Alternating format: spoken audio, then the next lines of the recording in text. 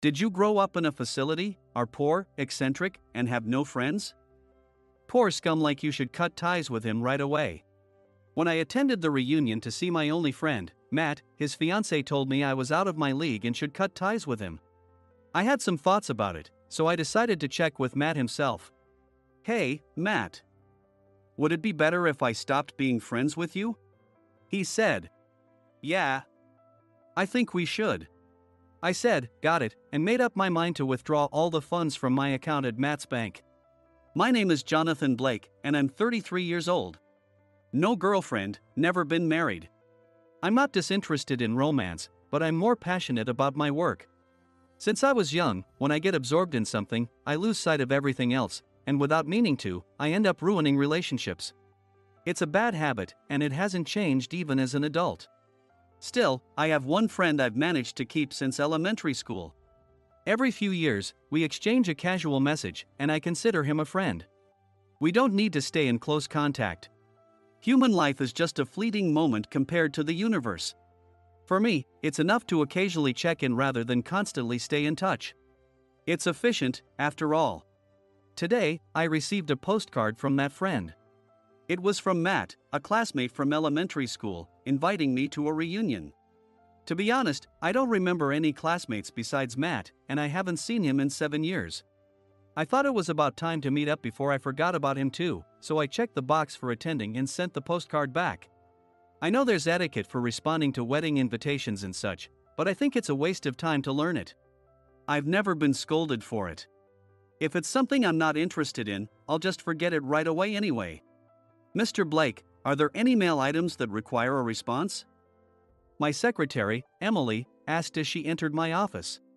No, there was just one postcard, but I already sent it from the convenience store, I replied. Her eyes narrowed like a cat's, and she got mad. I've told you multiple times not to reply on your own. Emily is stunningly beautiful but extremely meticulous. Once, when I responded to a document from a British company with just a yes, the other party found it amusing, but she was furious. Since then, she's been managing my mail. Mr. Blake, you're too bold about everything. You never say enough. Think about those who have to follow up. You're such a handful. She's loud, but she's an incredibly capable secretary. Thanks to her, I avoid unnecessary dinners and networking with other CEOs. What did you respond to? What was the postcard about?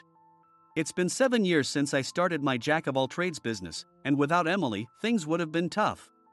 Do you remember the sender's name? Where did you send it from? Thanks for everything, Emily. Please listen to me. Why am I getting scolded when I'm thanking her? Oh, were you asking me something? Ahem, she cleared her throat and said.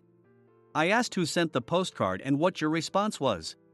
I think I have a tendency to not hear people when I'm deep in thought. And probably, she has to ask the same things over and over, but she never gets mad about it. I appreciate her patience. It was an elementary school reunion notice. A postcard from Matt. Understood, she said, and started typing something on my computer. My company is in a small corner of New York. It's a minimal setup in a 2-room apartment serving as the office. The next room is the reception area and Emily's office, and my room is the president's office.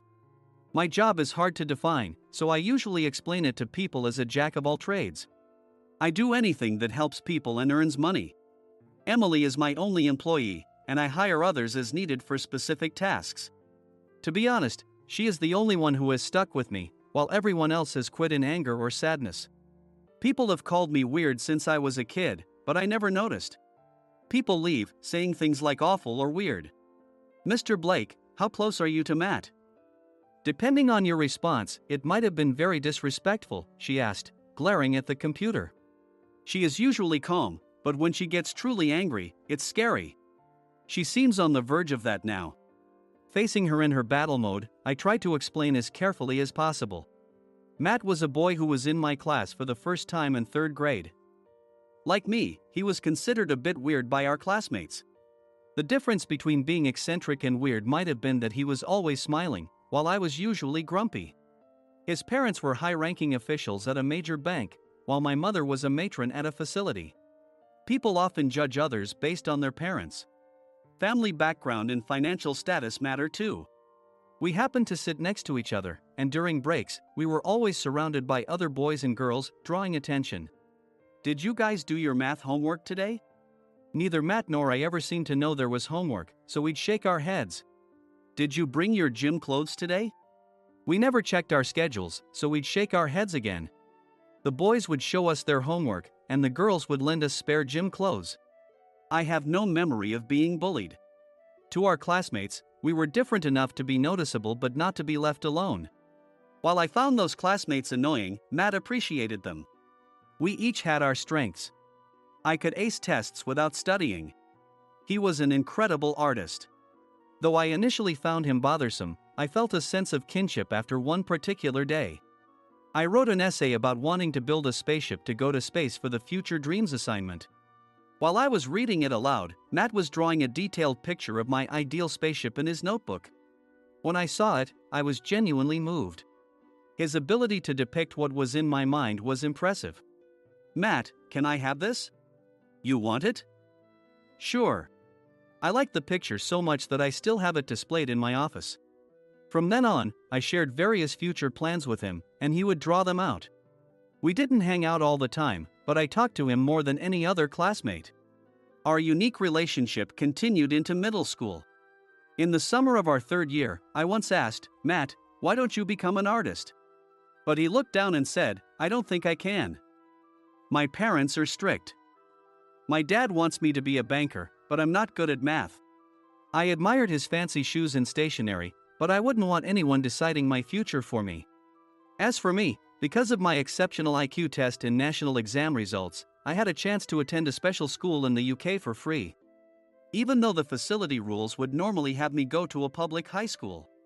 I could see that his lack of options was tough for him. So, I'll teach you math, Matt. Really? That would be great. I tutored him in math off and on until winter. He passed the high school his father recommended, though I wasn't sure if it was a good thing. Since graduation, we've met twice, I think. The first time was during one of my brief returns from the UK. I remember having lunch with him at a hamburger joint near his workplace during his lunch break. He followed his father's wishes and became a banker. In his first year on the job, he was still smiling but looked gaunt and tired. Is being a banker tough? Yeah, it's tough. They call me the idiot son. That's about all I remember from that conversation. The second time we met was when I was setting up my office in New York. I remembered he was a banker and contacted him to set up accounts and other necessities. We were both 26. Matt had become a section manager, partly because his father had been promoted to an executive position at a major bank. Before setting up my office, I had saved funds through investments while studying in the UK. To a major bank, it was a small amount, but he treated me like a proper businessman and handled everything professionally in the reception room. His father, being in a high position, also came to assist, but his attitude was off-putting. Rather than dignified, he seemed arrogant. He even called Matt his idiot son, despite him being his own child. Matt was working hard, doing his best to follow his father's wishes as a banker. At that moment, I sensed his lack of freedom and felt sorry for him. After sharing all this with Emily, she looked concerned and said, His father has now been promoted to bank president. I understand the relationship between you and Matt, so a personal response should be fine. But if you ever meet his father, please be extremely respectful. She insisted on this, but I was meaning Matt, not his father. I just hoped he had gained some freedom. The reunion was scheduled for the evening, and I had no special work planned until then. However, around noon, I received an urgent request from Germany. They wanted vintage clothes collected in New York and sent urgently. My company handles international requests too. Emily quickly arranged a team, but the manager of the key vintage store, Eric, was off that day and wouldn't open the shop. I immediately called him. Eric, I heard you're off today. What are you up to? I could hear the roar of an engine in the background. Jonathan? Oh, I'm fishing in New York Bay right now. I see. So you're not opening the store today? Sorry, it's impossible. I decided to pull out my ace card. Hey, Eric, I got my hands on those 1915 jeans you've been wanting. I heard a clattering sound from the phone. It seemed he had dropped his phone. No way. Really? Okay, I'll be at the store in 3 hours. I met Eric at a bar, and he was a vintage clothing enthusiast. Since we often get requests to collect specific vintage items, I make use of connections like him. I wouldn't call them friends, but I have many acquaintances I've met around the world. Since you never know how or where you might help each other, we always exchange contact information. After hanging up, Emily, with a hint of exasperation, said, "Mr. Blake, you're really a shrewd businessman, in a good way." I went to his store wearing the jeans. I couldn't see the appeal of them myself. The moment he saw me, he clung to my legs and shouted, "Please, take them off. Take them off." I took them off and got a random pair of vintage sweatpants in exchange. With the midday request successfully handled, it was already close to evening. I headed straight to the reunion venue in Midtown. The venue was a grand hotel ballroom, the kind you'd expect for a wedding reception. At the reception desk, I had a bit of an issue with my attire. "Sir, our hotel has a dress code." "Is it because I'm wearing sweatpants?" "Yes, sir." "We would appreciate it if you could change into something with a collar." I thought it was inefficient to buy new clothes just for today or have Emily bring me a change of clothes. Just then, Matt appeared, which was lucky for me. Since I came to see him, it didn't matter if I missed the party. I thought it was lucky in the sense that I didn't need to enter the venue, but he started negotiating with the reception to let me in as I was. While he was negotiating, a beautifully dressed woman stood next to me. She smiled and nodded at me. I nodded back in the same way. "In that case, we'll make an exception this time, on your recommendation," the receptionist said. Matt said thanks and returned to me and the beautiful woman. Maybe he had become important at the bank. While I was thinking how impressive that was, he hugged me with an overflowing smile. "Jonathan. Long time no see." He hugged me like an excited puppy, just like in elementary school. After his initial excitement, he introduced the beautiful woman to me. "This is Jessica. She's my fiancée." Jessica smiled and said, "Nice to meet you." I responded with "Nice to meet you, too," and then congratulated Matt, saying, "Congratulations, Matt." I extended my hand to shake hands with Jessica, but she just smiled and didn't offer her hand. I shrugged it off and put my hand on Matt's shoulder as we entered the venue. Under a large chandelier, the buffet-style party began. Many classmates gathered around Matt and Jessica, but no one spoke to me. I ate while waiting for him to be free. Since I don't drink, I got full and started feeling sleepy. I pushed 3 chairs together in the corner and lay down. I heard whispers like, "Hey, look at that." But I ignored them and slept. When I woke up and checked the time, about half an hour had passed. I noticed someone standing next to the chairs. It was Jessica. "Oh.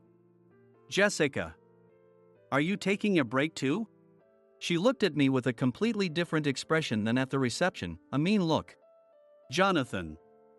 What are you doing? No one sleeps in a place like this. You're incredibly rude." "Well, if you say so," I replied as I sat up. Even after a while, she didn't leave my side. "Aren't you going to join Matt?" I asked. She glared at me, looking irritated, and said, "I shouldn't have come. He's just chatting with his old classmates." "Well, it is a reunion. He probably hasn't seen them in a while. Maybe you should wait a bit?" She didn't seem to like my suggestion and was getting more agitated. Who was that woman he was talking to? Was she an ex-girlfriend or something? I came here to see if he was cheating. I don't like women like this. Matt would never cheat. She should know that as his fiancée. You're his fiancée. You should be more confident. I said it casually, but she started trembling with genuine anger. Her beautiful face twisted into an angry scowl, ruining her looks. "It's none of your business. And I don't want advice from someone who shows up in sweatpants. People were saying you grew up in a facility. You're poor, weird, and have no friends. You're the complete opposite of Matt. Stop hanging around him. You're not fit to be his acquaintance. Why did I have to endure such insults?" My relationship with Matt is different from her relationship with him. You should trust Matt. Be more confident in your relationship. He isn't the kind of guy to have an affair. I thought I was stating a reasonable point. But it seemed unforgivable to her. Don't you dare! Her voice, which she had been holding back, erupted loudly. Her outburst caused a stir in the venue, and Matt came running over. What happened?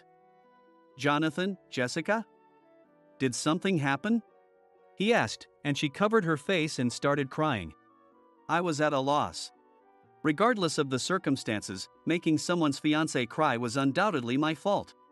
While I hesitated on how to explain, curious classmates gathered around. I'm sorry, Jessica. I guess I went too far. Yeah, I went too far. When she heard my apology, her eyes gleamed, and she clung to Matt.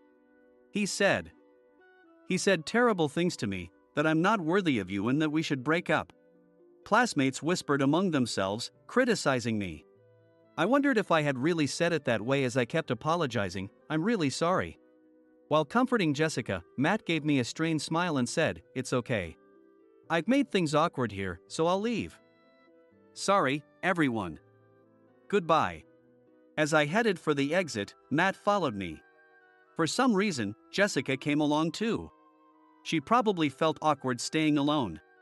We walked in silence past the reception and out to the hotel entrance. Shall I call a car for you? How many should I call? I answered the staff, just one, then turned to Matt and asked. Hey. Your fiancé said I should cut ties with you. Is that what you want? He was clearly shocked and struggled to find words. Jessica, no longer crying and with a defiant attitude, interjected. Exactly. Matt, he should live in a different world from us. I can't be associated with him. I thought about how quickly she changed her demeanor as I said. No, I'm asking him. Matt, is that what you want? He squeezed his eyes shut. He seemed to be holding back tears. But when he opened his eyes, tears flowed freely. Yeah, let's do that. Jessica looked satisfied. I accepted his words. Got it. Goodbye, Matt. I got into the taxi without looking back at them as it drove away. 3 days later, Matt and his father, Paul, were in front of me. This was the reception room at the headquarters of the major bank where Paul was the president. Paul and the other bankers were all pleading. Of course, Matt was too. Paul kept repeating, please reconsider. I was there to withdraw the $1 billion I had deposited in this bank. Because Matt said he wanted to cut ties with me. It was a good opportunity for me too. I thought it was finally time to start working on my childhood dream. I was going to build a spacecraft and a space station. Money would never be enough. To achieve this, I had boldly and gradually moved my small funds to create such capital. I entrusted all the funds to Matt's bank because he always supported my dream without mocking it. Since he said he no longer needed it, I came to withdraw it all. When I explained this at the counter, the bank was thrown into a frenzy and I was quickly escorted to the reception room where Paul, Matt's father, rushed in. I knew that my withdrawal would significantly impact the bank, but it was something that would ultimately be beneficial for Matt. Please reconsider. Sorry, but I can't.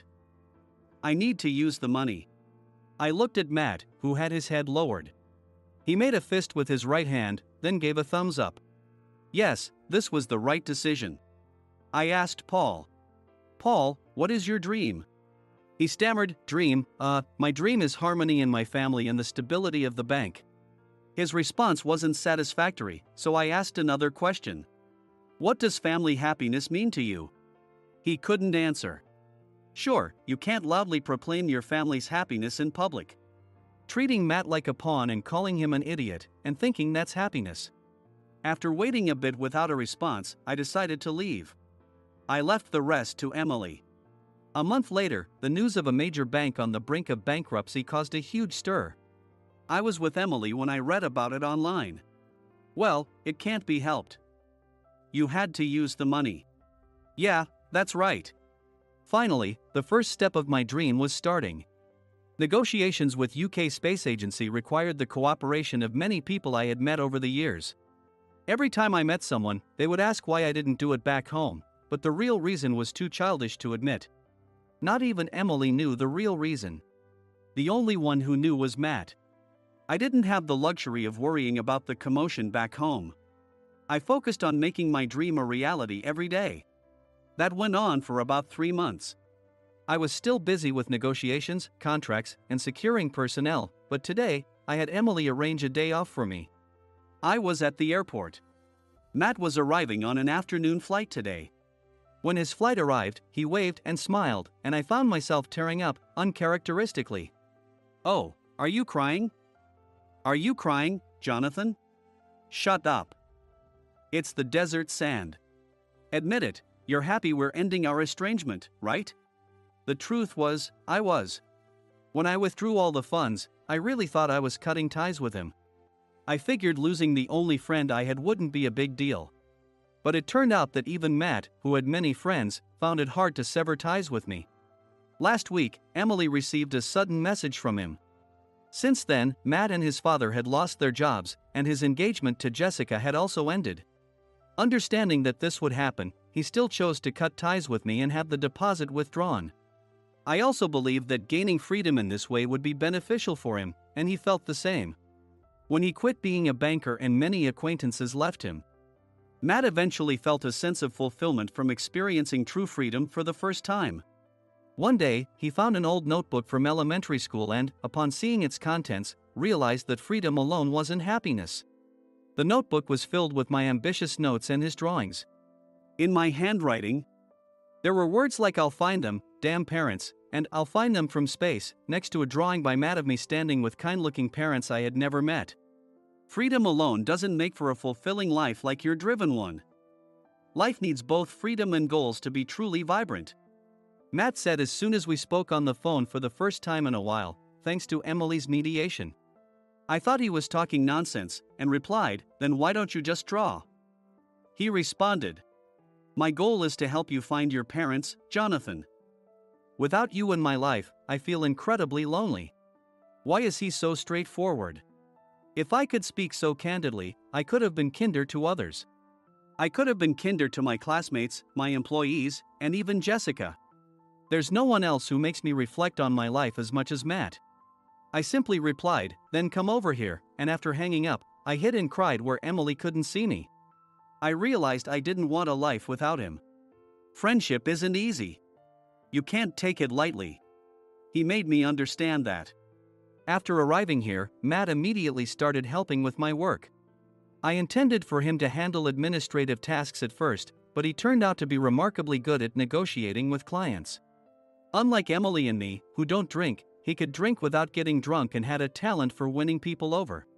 He navigated negotiations that I had struggled with for a long time, winning over hearts and securing contracts one after another. It was almost like magic. However, I doubted he could use the same tactics with our toughest client. That was O Corporation, a rigid and prestigious company. Just securing a meeting with them had taken 3 months. They kept returning our documents for minor issues. Despite scrutinizing everything, I couldn't find any mistakes. After paying an informant for information, we learned that signatures couldn't be in cursive. No other company in the world rejected applications for such a reason. O Corp had its own unique and strict rules.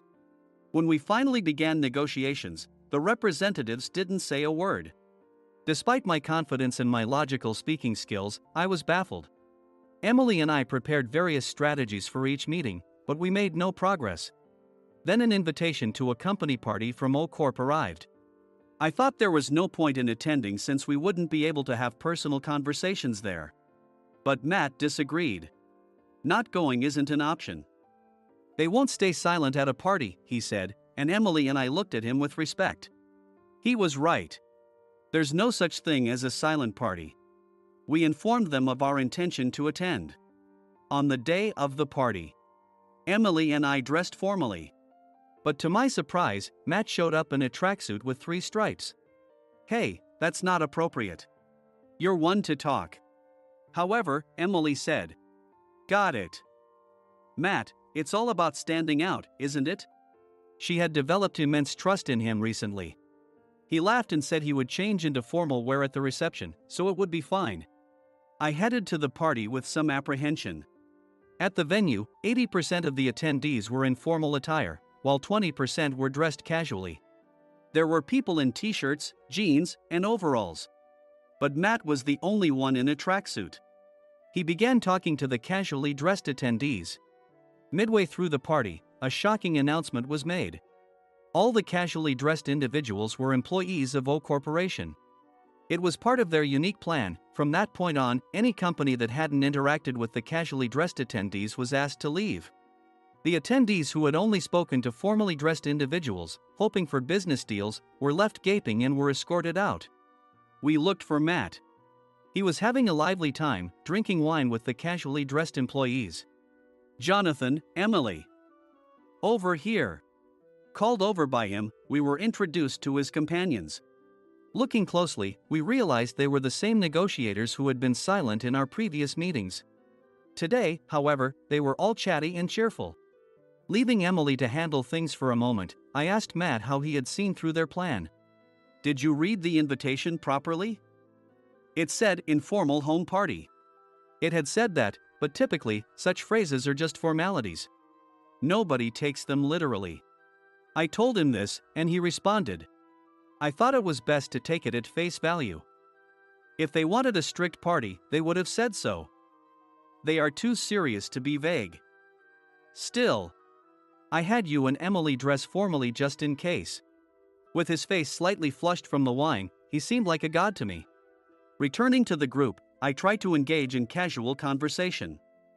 One of O Corp's employees asked me, "So, why do you want to build a spacecraft here? Can't you do it back home?" The casual tone made me hesitate. I was used to giving polished, formal reasons, but it didn't seem right for this setting. Yet, the real reason felt too childish. Matt, in his relaxed state, answered for me. He decided in elementary school that he wanted to find his real parents from space. He thought he wouldn't miss them from up there. That's why he aimed to come over here early on. But don't laugh at his childish thoughts, which he could see only America from the space launching from America. He's incredibly smart but sometimes a bit naive. I felt embarrassed enough to want to run away. As a child, I did think that. Indeed, I eventually realized that borders don't matter from space. But that was what sparked my dream. Now, as an adult, I don't truly believe I'll find my parents. Still, the feeling of that childhood dream was genuine. I had kept that real reason hidden from everyone. Even though O Corp's employees were enjoying themselves in casual attire today, they were serious engineers at heart. I feared that sharing this would make me appear vulnerable. But Matt kept talking. Everyone had dreams as a kid, right? Didn't you want to be Superman? But as you grew up, you gave up, thinking you couldn't fly or weren't super strong. Nobody held onto those dreams, right? Isn't it amazing to keep pursuing the same dream? I almost shouted for him to stop, but when I looked up, I was stunned. The O Corp employees and even Emily were in tears. One of them, eyes wet, approached me. "You are our family." He then hugged me so tightly it hurt.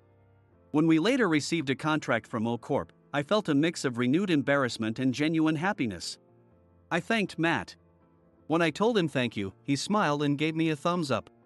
It seemed there were social connections and emotional ties in the world that I hadn't understood. I realized that these were sometimes necessary in business. Once we resolved all the contractual issues, we went on a picnic on a pleasant Sunday. It was my first relaxing day since arriving here. Who knew there was such a nice park nearby? Matt was running around like a child. Emily was already setting out a homemade lunch. Come to think of it, this was my first time going on a picnic with someone. It was more enjoyable than I expected. We didn't do anything productive. Breathing the air, looking at nature, lying down, just that. The old me would have thought this time was wasted. But today, it feels like precious time. Matt is here, Emily is here. There is an irreplaceable sense of peace in that. I may never find my parents, but I have people who are like family to cherish, and that makes me feel happy. I want to keep this feeling in mind and continue striving toward my dream.